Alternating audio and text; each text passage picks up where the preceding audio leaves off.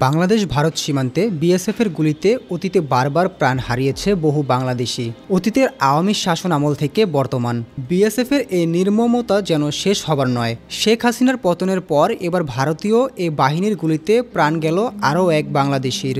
মৌলভীবাজারের জুরি সীমান্ত উপজেলার লালারচক এলাকায় ভারতীয় সীমান্ত রক্ষী বাহিনী বিএসএফের গুলিতে স্বর্ণা দাস নামের এক কিশোরীর মৃত্যু হয়েছে। এই ঘটনায় আহত হয়েছেন ওই কিশোরীর মা সঞ্চিতা দাসও।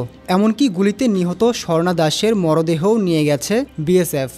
ঘটনাটি গেল রোববার আনুমানিক রাত ৯টায় ঘটলেও বিষয়টি জানাজানি হয় সোমবার রাতে।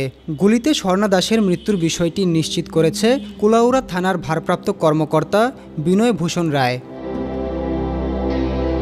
তিনি বলেন, পরেন্দ্র দাসের বড় ছেলে ভারতের ত্রিপুরায় বসবাস করায় ছেলেকে দেখতে মা সঞ্চিতা দাস ও ছোট বোন স্বর্ণা দাস রোববার রাতে দালালের মাধ্যমে লালারচক সীমান্ত দিয়ে অবৈধভাবে ভারতে যাওয়ার চেষ্টা করেন। এ সময় ভারতের কাঁটাতারের বেড়ার কাছে যাওয়া মাত্রই বিএসএফ তাদের লক্ষ্য করে গুলি ছুড়ে। এতে ঘটনাস্থলে গুলিবিদ্ধ হয়ে স্বর্ণা দাসের মৃত্যু হয়। পাশাপাশি আহত হন মা সঞ্চিতা দাস।